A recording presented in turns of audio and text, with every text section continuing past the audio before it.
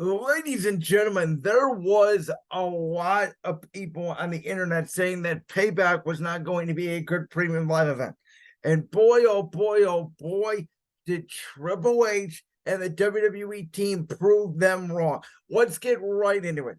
Kicking off was Becky Lynch and Trish Stratus. Now, this feud has been lackluster really ever since the heel turn of Trish Stratus. I mean, their Night of Champions match was okay. It was pretty good. It wasn't great. Then Zoe Starks kept getting involved. Then they just kept pushing it down the line where it was like they're not going to have a one-on-one match of Money in the Bank. They're not going to have a one-on-one match at SummerSlam. It just kept dragging and dragging and dragging. But this is why you leave it off SummerSlam, as I said in my SummerSlam recap. Give them more time at Payback. They had that little incident on Raw a couple weeks ago where they set this match up. But this steel cage match was arguably the match of the night at Payback. Just so many good spots. Becky and Trish were doing a lot on top of the cage, a lot more than usual, in my opinion, in a steel cage match. There was multiple times where it looked like Trish Stratus could have dropped down. Becky Lynch was able to grab her legs, pull her over. Both women took insane spots, including a suplex off the damn top of the cage that looked like it hurt Becky and Trish more times over. Of course, the one thing that hurt this match was we all knew it wasn't going to be over until Zoe Starks got involved, which she did. Becky Lynch was able to hit a manhandle slam on Zoe Starks and able to put Trish Stratus in a manhandle slam from the top of the steel cage to win the match. An incredible match where Trish hit two incredible Stratus factions, one off the top of the cage, one obviously, using her legs going off the cage. Becky Lynch able to kick out both times. These women really put in a good, solid match to end what was a lackluster feud. But at the end of the day, I think we'll remember about this feud is maybe the television wasn't great, but that steel cage match was one of the best matches WWE has put on this year. One of the best cage matches, period, men or women, I've ever seen. Then we get to John Cena hosting the event. How great is it to have the 16th-time world champion back in WWE? It's the only good thing about the writer's strike. By the way, pay those writers. Cena revealed to us that as the host of Payback, he was going to referee the match between The Miz and L.A. Knight. Yeah. And if you thought Pittsburgh was popping for that steel cage match, which Pittsburgh, I got to give it to you, you were great all show long.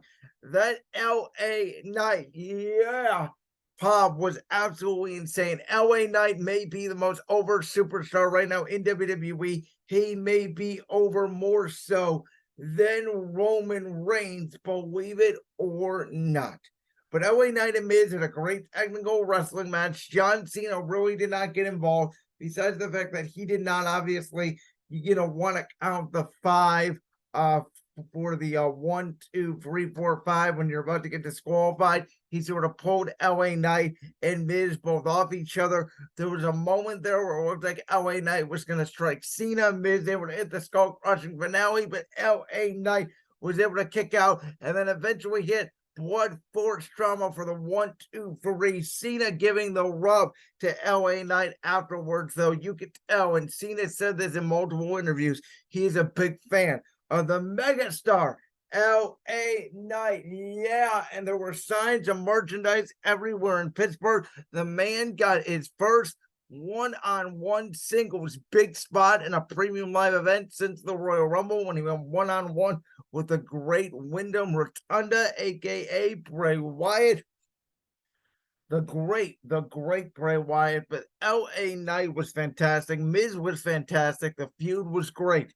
And I cannot wait to see where both of these men go. Miz was stuck in a little bit of a rut. He had a little bit of alliance with Bronson Reed. He had a great feud, in my opinion, with Dexter Lumis. But ever since then, he was in a little bit of a rut. The creative didn't have a lot for him, but this feud with L.A. Knight seemed to reinvigorate the A-lister. Next match was a very good match. It was Rey Mysterio and Austin Theory. Of course, Rey defending the United States Championship. Rey was able to hit a 619 after Theory targeted Mysterio throughout the whole match. And Austin Theory, hasn't really gained a lot as a heel since beating John Cena at WrestleMania. Austin Theory, for the most part, dominated this match. They really played the big versus small part, well here, which Rey Mysterio has done throughout his entire career. Theory really did a good job making Rey Mysterio look like $1 million, even at Rey Mysterio's age.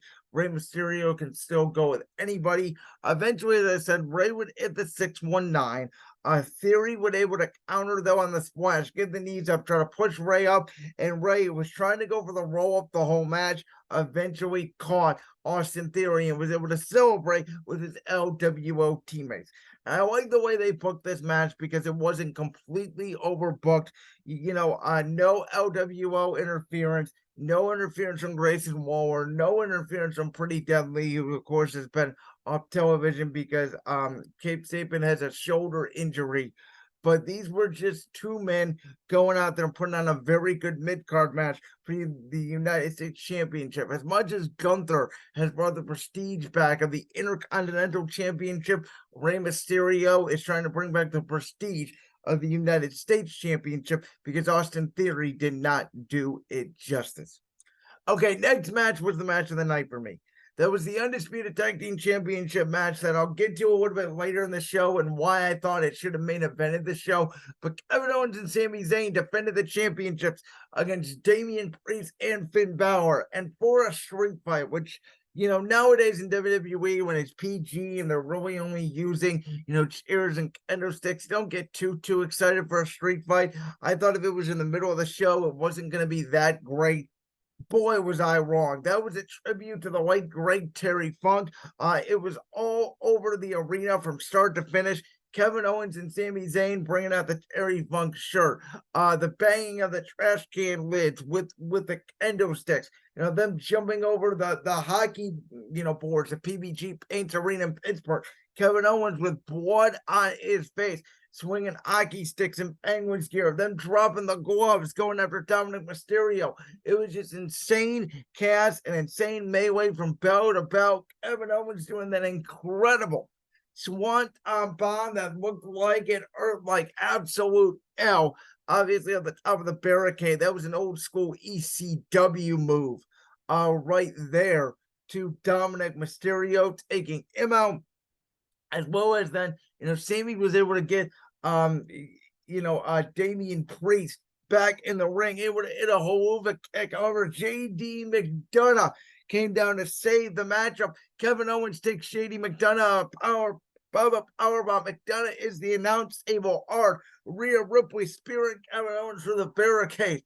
Sami Zayn then even hitting Finn Balor with a Holuva kick, but Dominic Mysterio uses the Money in the Bank briefcase to shift Finn Balor's way, put Finn Balor on top of the cover. And again, even though Sami and Kevin thought they had the tag team championships won, as LA Knight would say, Finn Balor, Damian Priest are your new undisputed tag team champions. And at that point, I thought we were not done with a title switch for the evening. But before we get there, after that, we had Grayson Waller, the Grayson Waller effect with Cody Rhodes. And really, this was used to get Pittsburgh to go see Cody Rhodes, but it was also used to announce that Jey Uso, of course, we saw Jimmy Uso appear on SmackDown on Friday and talk to John Cena, and Cena told him the wrong Uso quit. And we see that Jimmy wants to get back in the bloodline with Solo Sikoa, Paul Heyman. We'll see what the Tribal Chief thinks of that when the Tribal Chief comes back to work.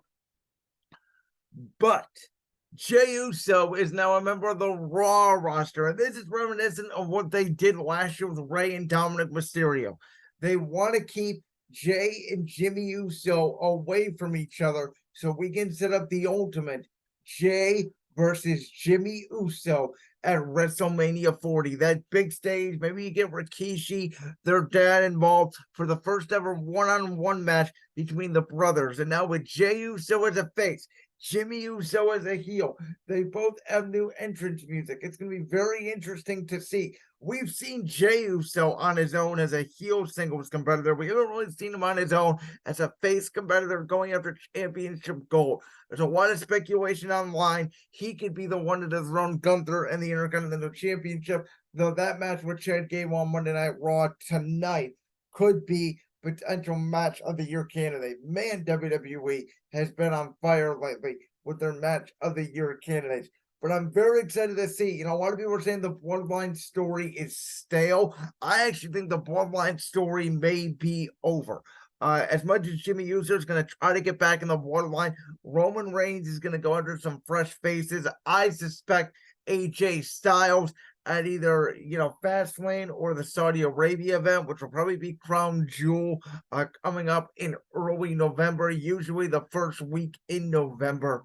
So very fascinating to see that and to see what transpires there. But again, I think it all leads to Jay versus Jimmy at WrestleMania 40. And before that, Royal Rumble, Survivor Series, we may even get the Fatal 4-Way Bloodline match.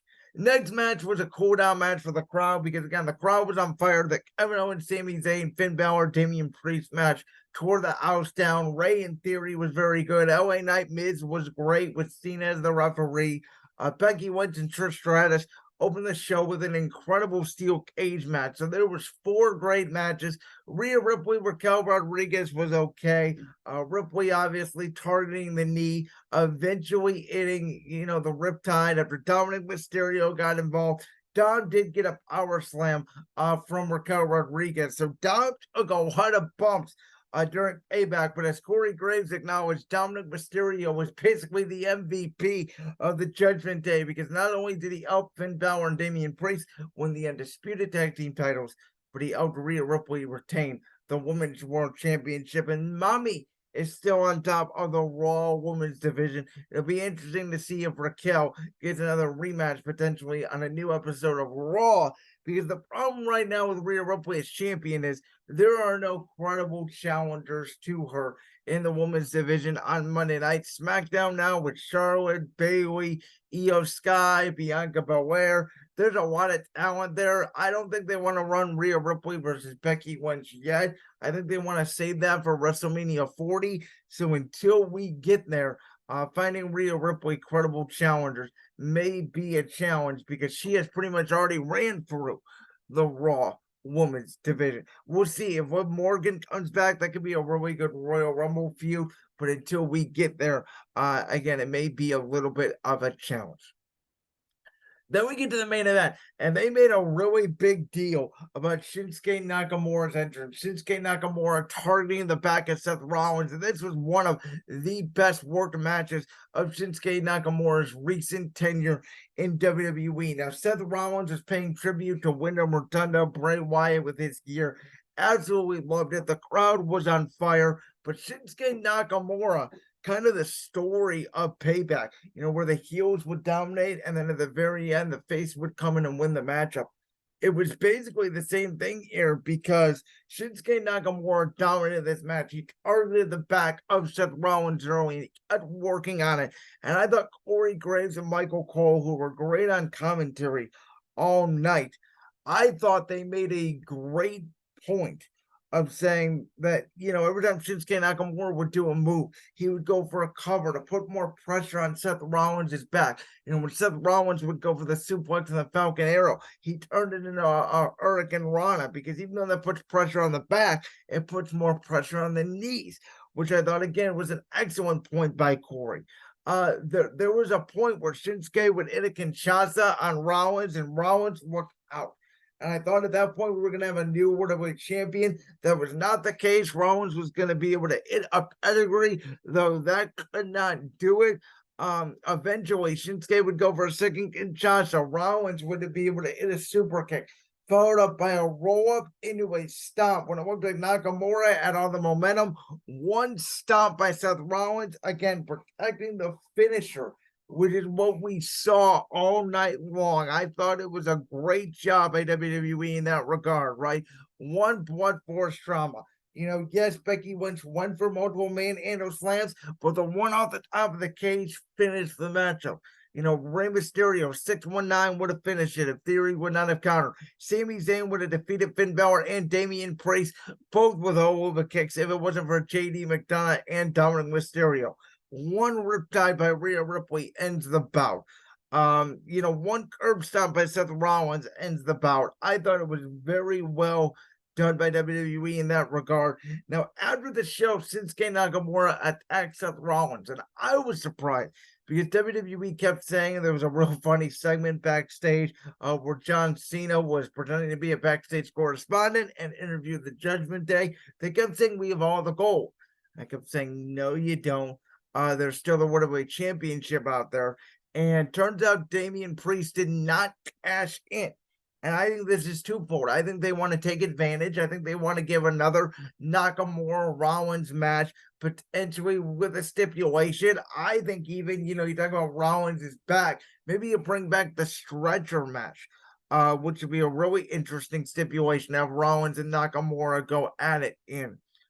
But Damian Priest not cashing in the Money in the Bank, I was a little bit surprised. I think it's a way to show that, hey, the Judgment Day for now is back on the same page. They have all the gold, but there is still drama looming with JD McDonough. And this is sort of the sequel. And I've read this a lot from, reading WWE and online news and all that. WWE views the Judgment Day as the sequel to the Bloodline, and it shows the way they're booking it. I think in the past, if the Bloodline maybe was still going, maybe they pulled maybe they pull Damian Priest, maybe he becomes the World Heavyweight Champion, and maybe the Judgment Day breaks up quicker. Maybe they pull the trigger on that. But they have not. I think it's going to be a slow turn, maybe at the Royal Rumble, and maybe we get Damian Priest versus Finn Balor for the World Heavyweight Championship at WrestleMania. Definitely a possibility, though I think if there's somebody with a chance to win the Royal Rumble outside of Cody Rhodes, it's probably going to be LA Knight. We all think it's going to be Cody, or if The Rock has time with this writer's strike. I mean, who knows? I think it could be, Cody versus Roman, but then if that's not the case, then, maybe you have LA Knight somewhere in a championship match. Like, I don't know what they're going to do. There's a lot of options. A lot of people have been saying WWE has been a little stale as of late, which is typically, in the fall here when we get to football season, they're not typically on all cylinders sometimes. Sometimes it's a waiting pattern until we get to Survivor Series. But Raw and SmackDown, as long as they're consistent, I can handle it. And again, Pittsburgh crowd was great. Payback was great. And WWE once again proved why they are the best professional wrestling / sports entertainment company in the world, bar none. Payback, Saturday night. I can't wait to talk about Fastlane when it gets here the first week of October. Like that clip from the Brands World podcast? If so, make sure you go down there and hit that subscribe button. While you're down there hitting the subscribe button, make sure to also hit the notification bell so you never miss another upload. And make sure you check out all the other clips from the Brands World podcast right here on YouTube.